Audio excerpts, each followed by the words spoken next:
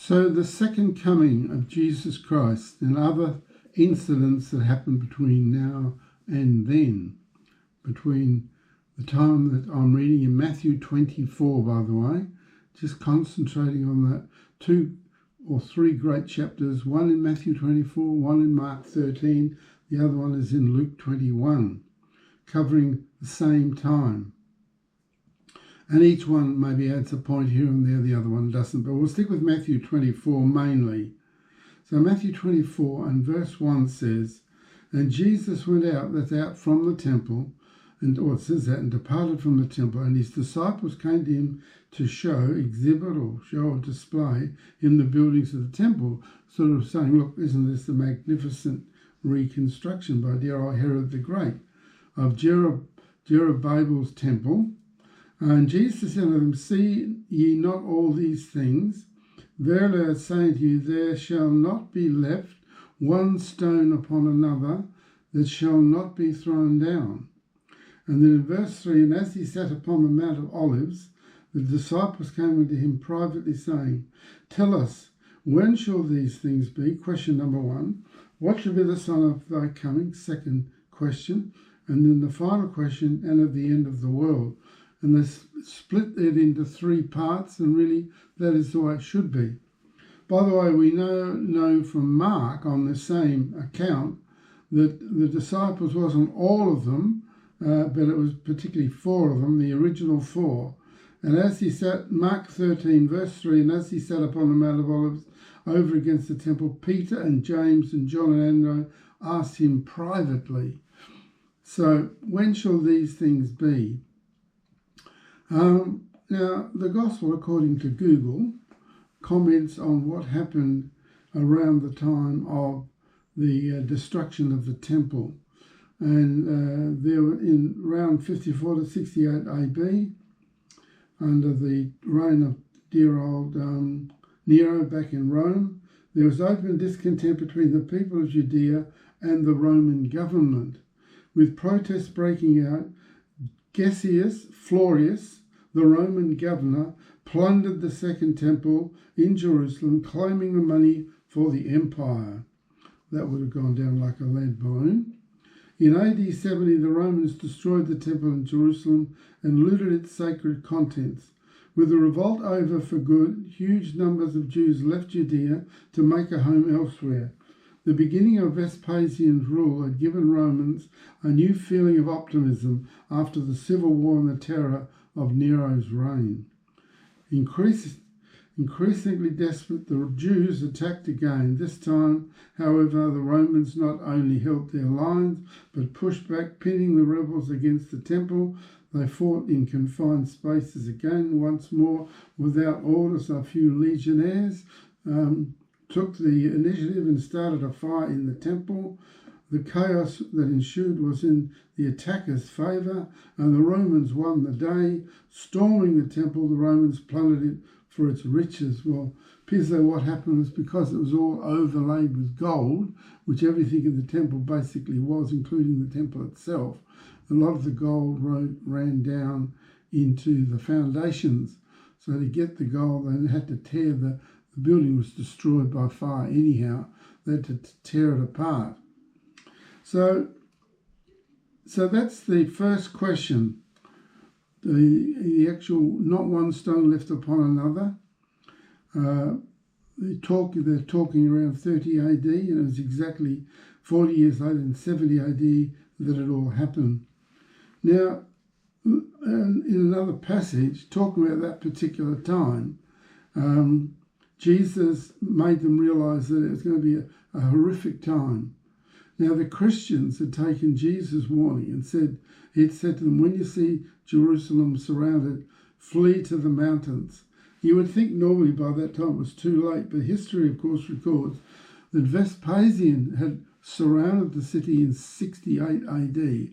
And then when Nero committed suicide, he, along with a number of other powerful generals, all flooded back to Rome to see if they could become the next emperor. I think it was 4 of them failed, and Vespasian won out. But so Jesus wanted to let them know that that particular time was going to be horrible. And in Luke chapter 23, just reading of another passage describing that time, it's the time of the crucifixion actually, and as they led him away, they laid upon one Simon, a Cyrenian coming out of the country, laid on him, they laid the cross that he might bear it for Jesus. Jesus was not in a good shape. They had just flogged him. They followed him a great company of people and of women also bewailed and lamented him. But Jesus turning unto them said, Daughters of Jerusalem, don't weep for me, but weep for yourselves and for your children. For behold, the days are coming in the which they shall say, Blessed are the barren and the wombs that never bear and the paps that never gave suck. Then shall they begin to say to the mountains, Fall on us, and to the hills, Cover us. For if they do these things in a green tree, what shall be done in a dry? So talking about the evil of mankind, how that was going to be bad enough, but down the track it's going to be worse. And when we think of the dreadful Holocaust of the Second World War, and by the way, there's lots of others that you could pick on. And also what happened only recently in Gaza, so on October the 7th. So genocide becomes a common thing. So that was the first question, when shall these things be? And then it goes on to say, the other question was, what shall be the sign, which means a mark or a token, an unusual occurrence, transcending, the common cause of nature of thy coming. What shall be the sign of thy coming? So going back to Matthew 24, maybe part of the answer is later on in the chapter, in verse 32. Now learn the parable of the fig tree. When his branch is yet tender and putteth forth leaves, ye know that summer is nigh. So likewise ye, when you shall see all these things, know that it is near, even at the doors. Verily I say unto you, this generation shall not pass till all these things be fulfilled. Heaven and earth shall pass away, but my word shall not pass away. But of the day and hour knoweth no man, no, not the angels in heaven, but my Father only. So what shall be the sign of thy coming? Well, this chapter is full of signs, and you'll see this happen and that happen and that happen. And when you see all these things happen, know that it is not far away. I dare say it's the way you can put it. And the parable of the fig tree is, when you see of any of those sort of trees, when you see them bud and new leaves and so on, hey, summer is just around the corner. And the third question they asked was, tell us about when will the end of the world be? The first thing he says after that, in verse 4 of Matthew 24, Jesus answered and said unto them, Take heed, be careful that no man deceive you. And he seems to repeat that again and again. So in other words, he said there's going to be a lot of people who are going to make up a lot of stories that are not going to be the real thing. And he then went in verse 5, For many shall come in my name, saying, I am Christ, and shall deceive many. And when you look down through history over the last 2,000 years, boy, has that ever happened over and over and over again. Some people stood up and said, follow me, and if they're a good speaker, then people follow them. And he just don't just follow what some person says. Check it out and make sure that what they're saying, has some substance. Sorry.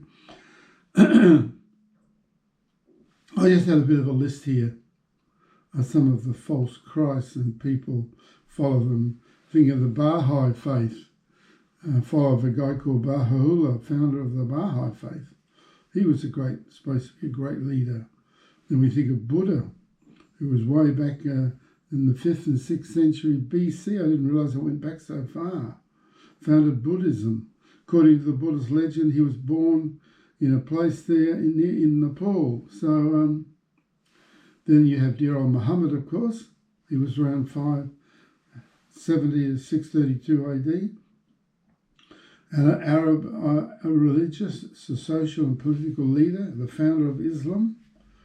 We have Hare Krishna, followed the guy called Krishna, the Supreme Lord, and the humans are eternal spiritual beings trapped in a cycle of reincarnation. Wow, okay. What about the Dalai Lama? We have one at the moment, but there's been a number that goes right back a long way. Dalai Lama has been a symbol of the unification of the state of Tibet.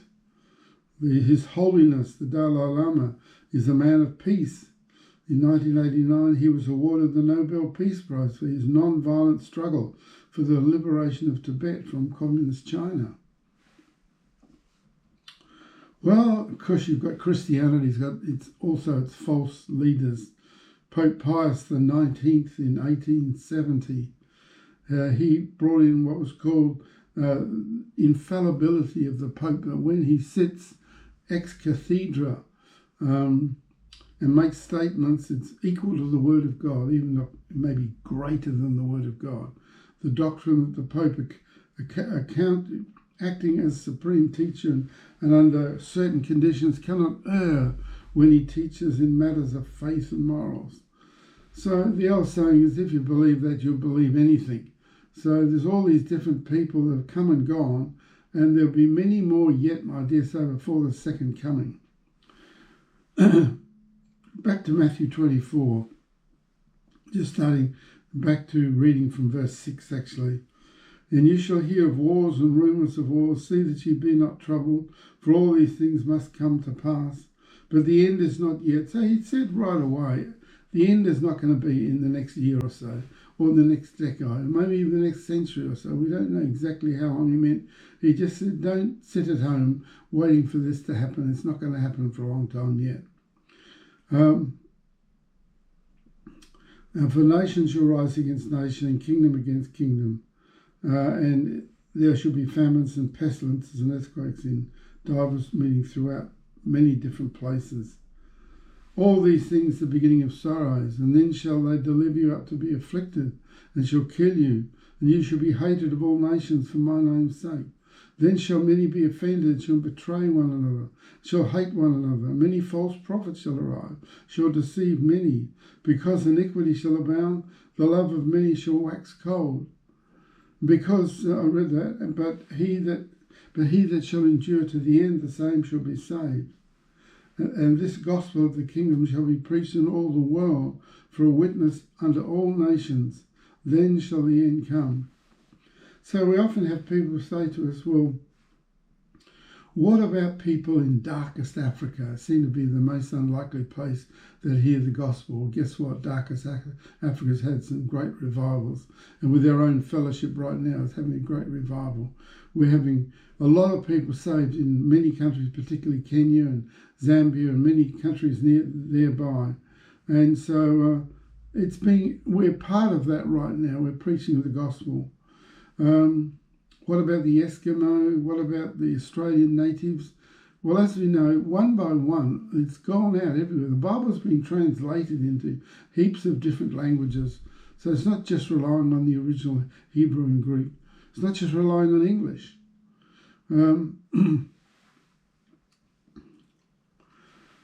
Going back to the first question, tell us when these things shall be. In verse 15, he talks about that time when the temple is going to be destroyed. In verse 15, he says, when ye therefore shall see the abomination of desolation spoken of by Daniel the prophet, stand in the holy place. Whosoever readeth, distinguish, recognise, to know accurately, let him understand, perceive and understand what I'm saying. So, but when you go back to the book of Daniel, you find out that Daniel mentioned the abomination of desolation more than once. And we'll just read those verses. And chapter 9, verse 27, first of all, and maybe I'll make this just part 1. So in part 2, I'll go through where it's mentioned 3 times in the book of Daniel, and then we'll maybe talk more about it then. So just bear with me. Thank you for listening.